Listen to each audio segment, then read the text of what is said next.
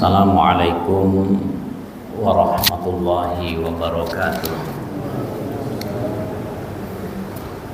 Alhamdulillah alladzi bi ni'matihi tatimmus shalihat. Wassalatu wassalamu ala nabiyyina Muhammadin al-muayyadu bi anwa'il barahini wal mu'jizat wa ala alihi wa sahbihi wa man tabi'ahu dahu ila yaumil qiyamah, amma ba'du. Bapak Ibu jamaah Masjid Al-Khidmah yang dirahmati Allah, puji dan syukur kita panjatkan kehadirat Allah atas limpahan nikmatnya. Salawat salam kita sampaikan kehadiran Rasulullah, keluarga, sahabat dan para pengikutnya. Jamaah yang berbahagia, pada kesempatan siang hari ini tema kajian kita adalah tentang ibadah kurban, yang mana sesaat lagi insyaallah kita akan memasuki bulan Dzulhijjah. Kalau tidak salah besok tanggal terakhir dari bulan Dzulqa'dah. Jadi begitu masuk maghrib di hari Jumat, kita sudah memasuki bulan Dzulhijjah. Dan satu amalan yang sangat mulia yang ditunaikan oleh kaum muslimin di bulan Dzulhijjah, yaitu di hari raya Idul Adha dan di hari-hari tasyrik, adalah menunaikan ibadah kurban. Jamaah yang berbahagia rahimakumullah, perintah menunaikan ibadah kurban diantaranya dapat kita baca di surat Al-Kautsar. Ini surat yang paling pendek di dalam Al-Quran. Jumlahnya hanya 3 ayat. Sesungguhnya ada juga surat yang lain yang jumlahnya 3 ayat, tetapi karena Al-Kautsar ini kalimat-kalimatnya lebih pendek, maka dia yang berstatus sebagai surat yang terpendek. Selain Al-Kautsar, ada surat Al-Asr yang juga 3 ayat, An-Nasr, ya, Idza Jaa, gitu. Hanya surat Al-Kautsar ini kalimahnya pendek, jadi dia yang berstatus surat yang terpendek di dalam Al-Quran. Allah Ta'ala berfirman di surat Al-Kautsar, Bismillahirrahmanirrahim, Inna a'tainakal kautsar. Sesungguhnya kami telah memberikan kepadamu nikmat yang sangat banyak. Jadi ayat ini mengingatkan kita semua Bapak Ibu. Walaupun pada awalnya ayat ini ditujukan kepada Rasulullah, tetapi juga ditujukan kepada kita semua. Sesungguhnya aku Allah telah memberikan kepadamu nikmat yang amat banyak. Karena di dalam kehidupan kita, setiap saat kita selalu bersama dengan nikmat Allah yang demikian banyak, yang kalau kita menghitung pasti tidak bisa menghitung nikmat yang begitu banyak. Bahkan setiap detik yang kita lalui, kita juga selalu bersama dengan curahan nikmat Allah. Setiap tarikan dan hembusan nafas kita, setiap detak jantung kita, itu nikmat Allah yang tidak ternilai harganya, yang kalau di stop beberapa saat saja itu ya billahi taufiq wal hidayah, ya, Bapak Ibu. Jadi begitu banyak nikmat Allah yang kita terima. Belum lagi nikmat berupa hal-hal yang lain yang kita rasakan di dunia ini. Dan nikmat yang paling tinggi adalah nikmat hidayah. Allah telah memberikan nikmat petunjuk, hidayah, keimanan dan keislaman yang tidak semua orang mendapatkan nikmat itu, maka itulah nikmat yang paling agung. Jadi ayat yang pertama ini mengingatkan kita semua, Bapak Ibu, begitu banyak nikmat Allah yang kita terima. Maka terhadap nikmat Allah yang begitu banyak itu, apa yang seharusnya kita lakukan? Tentu seharusnya kita bersyukur, berterima kasih kepada Allah. Dan di antara wujud rasa syukur yang disebutkan di surat Al-Kautsar ini, ada dua hal yang ditekankan di sini. Fasholli li rabbika wanhar. Maka dirikanlah sholat karena Tuhanmu. Sholat yang kita tunaikan selain sebagai kewajiban kita kepada Allah, juga perwujudan syukur kita kepada Allah. Kita bersujud di 5 waktu yang diwajibkan kepada kita. Selain itu sebagai cara kita berkomunikasi kepada Allah, sowan kita kepada Allah, juga perwujudan rasa syukur kita kepada Allah. Dan juga sebagian ulama ahli tafsir ada yang mengkhususkan perintah fasholli di sini adalah menunaikan sholat Idul Adha. Tapi secara umum banyak juga ahli tafsir yang mengatakan ya sholat secara umum, sholat yang menjadi kewajiban yang kita tunaikan. Jadi sholat ini merupakan bagian dari perwujudan rasa syukur kita kepada Allah. Seperti ketika Nabi ditanya oleh Ibunda Aisyah, wahai Rasul, engkau itu hamba Allah yang paling mulia, dijamin masuk surga, mengapa engkau masih begitu luar biasa semangatnya dalam menunaikan sholat malam sampai kakimu bengkak wahai Nabi? Jawab Nabi ketika itu adalah, aku ingin menjadi hamba Allah yang bersyukur. Ya. Kemudian wanhar, dan berkorbanlah. Jadi berkorban itu termasuk diantara perwujudan rasa syukur kita kepada Allah. Kita diberikan nikmat yang begitu banyak oleh Allah, kesehatan dan juga nikmat rizki yang diberikan oleh Allah yang mencukupi kebutuhan hidup kita, bahkan berlebih. Maka diantara cara kita bersyukur, tunaikan ibadah kurban. Sehingga bagi kita yang mampu, monggo kita jangan berat hati untuk menunaikan salah satu perintah Allah ini. Meskipun ibadah kurban ini dari sisi hukum diperselisihkan oleh para ulama. Jumhur ulama atau mayoritas ulama memberikan pendapatnya bahwa kurban itu sunnah muakkadah, tidak sampai pada kategori wajib. Meskipun ada juga sebagian kalangan ulama yang mewajibkan bagi yang mampu. Tetapi paling tidak ya di sepanjang kehidupan kita, ya, kita berupaya untuk, meskipun bisa jadi tidak setiap tahun, ya, syukur bisa setiap tahun, ya, ibadah kurban menjadi salah satu prioritas untuk kita tunaikan di hari raya Idul Adha. Nah, jamaah rahimakumullah, inna syani'aka huwal abtar, sesungguhnya orang yang mencacimu dialah yang terputus. Ada beberapa hal jamaah sekalian yang akan kita ulas di kesempatan yang singkat ini terkait beberapa tuntunan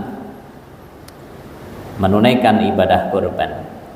Yang pertama, mari kita perhatikan sebuah hadis yang diriwayatkan oleh Imam Muslim. Idza ra'aitum hilala dzilhijjah wa arada ahadukum ayyudhiya falyumsik an sya'rihi wa adfarihi. Dari Ummu Salamah berkata, Rasulullah bersabda, apabila kalian telah melihat hilal bulan Dzulhijjah, artinya sudah masuk tanggal 1 Dzulhijjah. Melihat bisa melihat langsung atau dengan pemberitaan orang yang melihat, atau melihat dengan ilmu. Penentuan tanggal hijriah kan bisa melalui ru'yah, mengamati secara langsung, ya. hilal atau bulan sabit yang menjadi penanda bulan yang baru, atau dengan hitungan astronomis falakiyah menggunakan ilmu hisab. Itu juga dipakai oleh banyak saudara kita, terutama di kalangan Ormas Muhammadiyah menggunakan hisab, ya. Di kalangan Nahdiyin menggunakan ru'yah, ya. Dan pemerintah memadukan di antara keduanya, namanya imkanur ru'yah, ya. Dan kemudian diru'yat, ya, ketika dianggap sudah memungkinkan untuk diru'yat. Nah, jadi ketika sudah masuk tanggal 1 bulan Dzulhijjah dan ada di antara kalian yang akan berkurban, maka hendaklah ia tidak memotong rambut dan kukunya. Hadis sahih riwayat Imam Muslim. Jadi Bapak Ibu, kalau kita berniat nyembelih kurban tahun ini, ya, maka sejak masuk tanggal 1 Dzulhijjah, kata Nabi, agar kita menahan diri tidak potong kuku dan tidak potong rambut. Begitu masuk tanggal 1 Dzulhijjah. Jadi tanggal 1 Dzulhijjah tahun ini insya Allah nanti masuknya pas maghrib di hari Jumat, ya. Karena kalender Hijriah kan diawali waktu maghrib, ya. Jadi nanti begitu hari Jumat besok, ya. Besok ini tanggal terakhir bulan Dzulqa'dah. Besok siang kita masih mau potong kuku, potong rambut, ya, bagi yang mau berkorban, ya. Nanti begitu masuk waktu maghrib sudah kita tahan, tidak lagi potong kuku, tidak lagi potong rambut. Ya rambut mana saja, pokoknya rambut kepala ataupun yang lainnya, kumis dan seterusnya. Tidak lagi kita potong sampai hewan kita, hewan korban kita itu disembelih. Itu sunnah muakkadah, ya, tidak sampai wajib. Tetapi bagi orang yang berkorban itu akan menjadi penyempurna ibadah kurbannya. Bagi yang tidak berkorban tidak terkena syariat ini, tidak terkena anjuran ini. Jadi ini khusus bagi yang mau berkorban. Jadi ya sekarang kan sudah Bapak Ibu yang berencana mau korban kan insya Allah sudah di list, ya, di masjid-masjid lingkungan Bapak Ibu, kelompok sapi 1, 2, 3, ya. Nah, kecuali yang kambing biasanya dadaan gitu, ya. Tapi kan setidaknya juga sudah punya niat. Oh, saya niat mau korban gitu, ya. Jadi begitu kita sudah punya niat mau menunaikan ibadah korban, begitu masuk tanggal 1 Dzulhijjah tidak lagi kita potong kuku dan potong rambut. Nah, caranya wah nanti tidak panjang kita risih gitu, ya. Ya, hari terakhir bulan Dzulqa'dah, besok kebetulan hari Jumat kan baik juga kan untuk kita membersihkan diri, potong kuku, potong rambut. Nah, itu dimanfaatkan. Nanti begitu masuk malam Sabtunya kita sudah menahan diri dari itu. Ini salah satu dari anjuran Rasulullah, dan ini sunnah muakkadah, sunnah yang sangat ditekankan bagi mereka yang mau menunaikan ibadah korban. Nah, seandainya dilanggar bagaimana? Korbannya tetap sah, ya. Tetapi dia tidak mengamalkan salah satu sunnah ini, korbannya tetap sah, ya. Baik, ini anjuran yang perlu diperhatikan bagi Bapak Ibu yang berencana mau menunaikan ibadah kurban. Kemudian jamaah sekalian, kapan waktu kita menunaikan ibadah kurban? Waktu pelaksanaannya sejak usai sholat Idul Adha dan khutbahnya, ya. Jadi sholat dan khutbahnya begitu. Karena dalam hadis disebutkan begini, barang siapa yang menyembelih sebelum sholat Id, sesungguhnya ia menyembelih untuk dirinya. Nah, belum sholat gitu kan, pagi-pagi tanggal 10 Dzulhijjah dia sudah belih. Nah, walaupun sembelihan itu nanti dibagikan, itu statusnya hanya sedekah. Dan barang siapa yang menyembelih setelah sholat dan khutbahnya, sholat Id maksudnya, dan khutbahnya selesai, jadi sholat, tunggu dulu khutbahnya selesai, jangan habis sholat, wah kesusu selak beleh gitu, ya, masih khutbah, itu belum dibenarkan sampai khutbahnya selesai. Paling tidak di masjid yang kita tunaikan gitu, ya, atau di tanah lapang dekat rumah kita yang kita tunaikan sholat di situ. Jadi standarnya itu yang di dekat rumah kita yang kita tunaikan di situ. Kita sudah sholat, sudah khutbah selesai disampaikan, Karena kadang-kadang kalau sholat id banyak juga yang tidak nunggu khutbah selesai gitu ya. Maka ia telah menyempurnakan ibadahnya. Jadi sholat id ditunaikan selesai, khutbahnya selesai dibacakan, disampaikan, kemudian dia menyembelih hewan kurban, maka sempurnalah ibadahnya. Nah, jadi batas awalnya selesai sholat id, khutbahnya selesai disampaikan, batas akhirnya tanggal 13 Dzulhijjah sampai habis sholat asar ya. Jadi waktu menyembelih itu ada 4 hari sebenarnya Bapak Ibu, meskipun yang paling utama di tanggal 10 ya. Tapi seandainya ada yang tanggal 11, ada yang 12, ada yang 13, tidak apa-apa, sah saja ya. Atau karena satu dan lain hal, oh ini penentuan hari rayanya nggak bareng, di masjid kami itu ada yang hari rayanya sekarang, ada yang besok. Nah, win-win solution gitu kan. Maka kalau begitu tanggal 11 saja, biar semuanya mantap, baik yang hari rayanya hari ini atau yang besok gitu ya. Itu sama-sama menganggap sah begitu. Kalau dia belum berhari raya kan ragu-ragu, wah aku durung bodoh ya kok dibeleh gitu ya. Jadi itu kebijakan itu bisa diambil oleh takmir kalau misalnya ada hari raya tidak berbarengan di antara jamaahnya, terutama Idul Adha ya.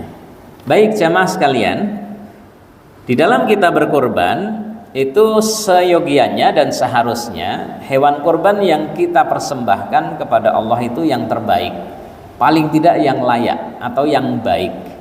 Maka dihindarkan hewan kurban yang ada aib atau cacat atau celak di sana. Misalnya yang disebutkan dalam hadis, yang buta sebelah atau kedua matanya, meskipun gemuk gitu ya, wah ini lemu ya, lemu kan dagingnya oke ya. Kalau buta kan nggak mempengaruhi daging gitu kan.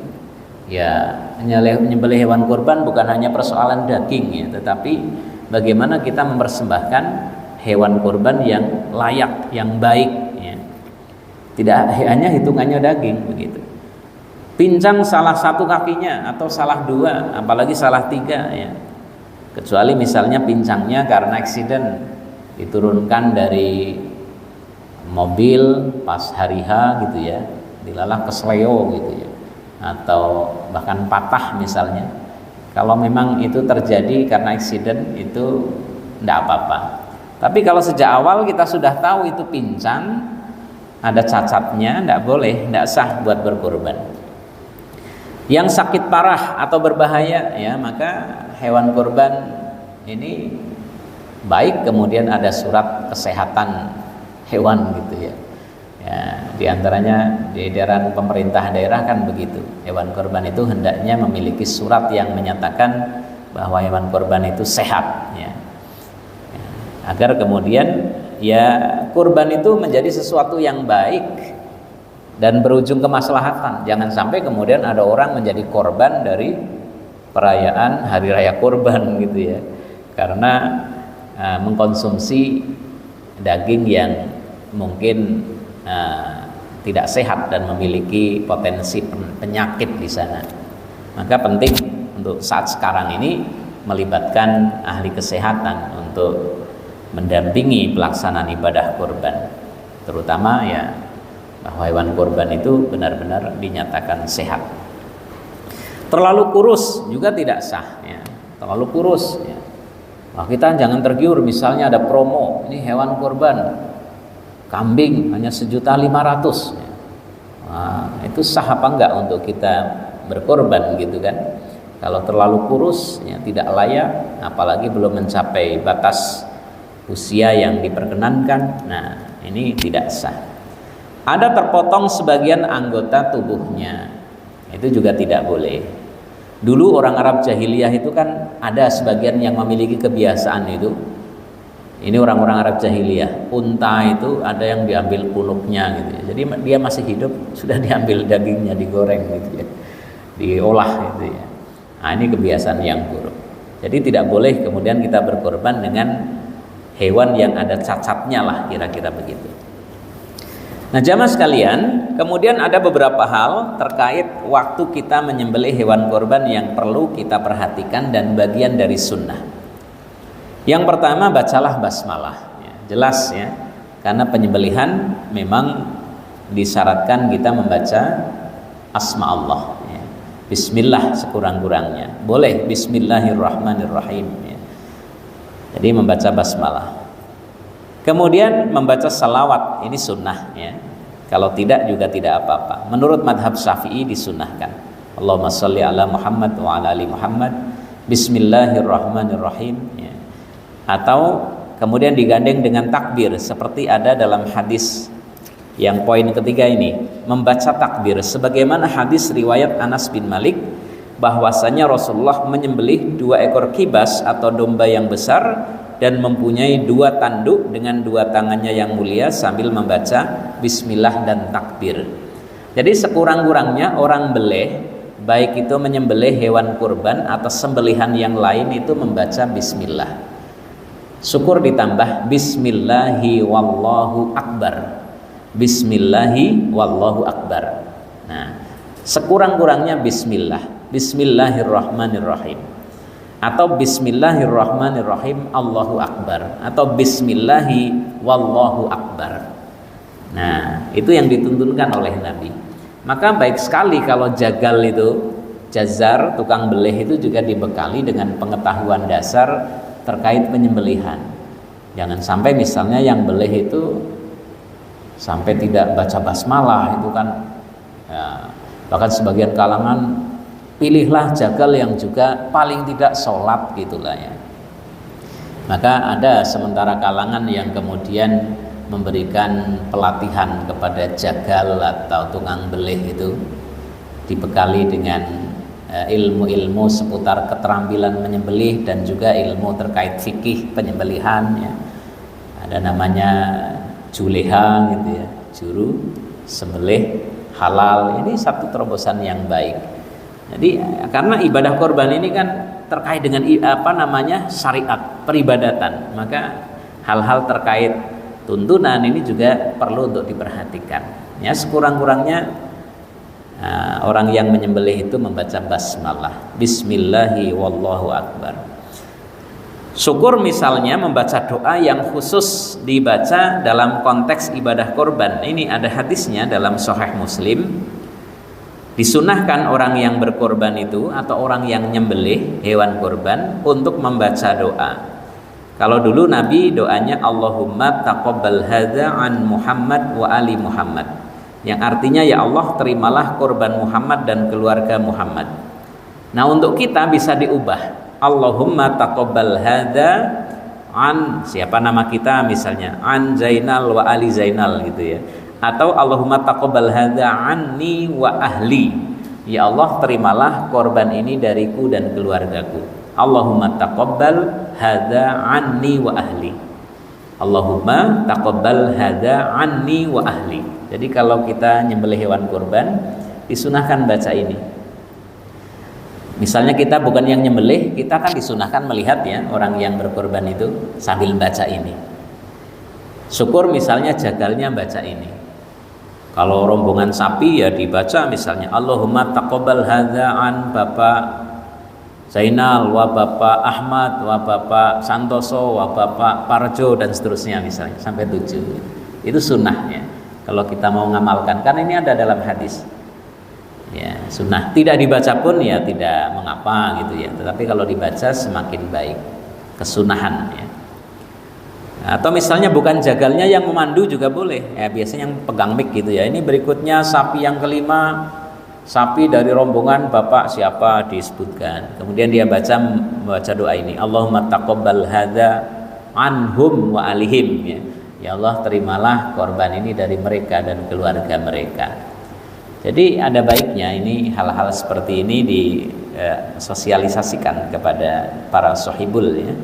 Karena ini bagian dari sunnah yang kalau kita amalkan kan semakin menyempurnakan ibadah korban kita ya. Kemudian yang berikutnya berlaku ihsan kepada hewan korban, artinya berlaku baik. Kalau di hadis dikatakan di antara wujud perlakuan yang baik itu ya memakai pisau yang tajam, jangan menyiksa gitu ya. Termasuk juga siksaan psikologis ya. Ya hewan itu kan punya perasaan juga gitu ya. Kalau bisa pas beleh itu jangan pas di depannya persis gitulah. Ya ada jarak gitu ya, syukur. Kemudian ini dikhususkan tempat beleh itu yang teman-temannya belum dibeleh sebelah sana gitu ya.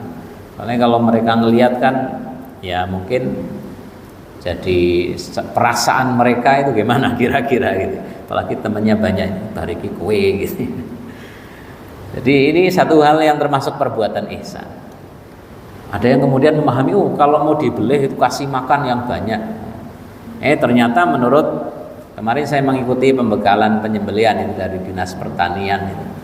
Malah justru sebelum disembelih jangan dikasih makan itu hewan kurban itu ya. Karena dari sisi kesehatan dan nanti dari sisi proses kita menyembelih akan bermasalah di sana. Jadi ada beberapa jam sebelum disembelih jangan dikasih makan gitu. Kemudian sahibul kurban disunahkan menyaksikan. Nah ini dulu Rasulullah pernah meminta Fatimah putri beliau, ini hewan kurban kita mau disembelih Fatimah, ayo sini lihat. Nah dari hadis ini kemudian para ulama mengatakan ada kesunahan orang menyaksikan hewan kurbannya disembelih.